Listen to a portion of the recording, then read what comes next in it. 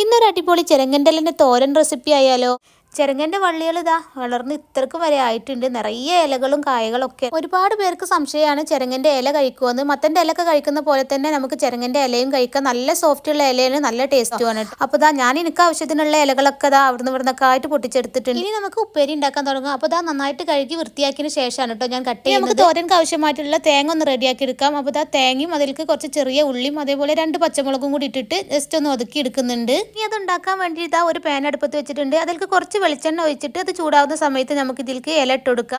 ഇനി ഇതിലേക്ക് ആവശ്യമായിട്ടുള്ള ഉപ്പ് ചേർത്ത് കൊടുക്കുക. അതിനുശേഷം ജസ്റ്റ് ഒന്ന് ഇളക്കി കൊടുത്തിട്ട് നമുക്കിതൊന്ന് മൂടി വെച്ചിട്ട് വേവിക്കാം. ചെരങ്ങൻ്റെ ഇലക്ക് അധികം വേവില്ല കേട്ടോ, അതുകൊണ്ട് തന്നെ പെട്ടെന്ന് തന്നെ വേവും. അപ്പോൾ അതാ കുറച്ച് സമയം കഴിഞ്ഞപ്പോൾ അതാ നന്നായിട്ട് വെന്ത് തുടങ്ങിയിട്ടുണ്ട്. ഇനി ഇതിലേക്ക് നമ്മൾക്കുള്ള തേങ്ങൻ്റെ അരപ്പും കൂടി അരപ്പ് ചേർത്ത് കൊടുത്ത ശേഷം നന്നായിട്ടൊന്ന് മിക്സ് ചെയ്യുക. എന്നിട്ട് ജസ്റ്റ് ഒന്ന് മൂടി വെക്കുക. അപ്പോൾ നമ്മൾ അടിപൊളി ചെരങ്ങൻ്റെ ഇലൻ്റെ തോരൻ ഇവിടെ റെഡി ആയിട്ടുണ്ട് കേട്ടോ. നല്ല ടേസ്റ്റാണിത്. നിങ്ങൾ എന്തായാലും ട്രൈ ചെയ്ത് നോക്കുക. അപ്പോൾ ഇത്രയും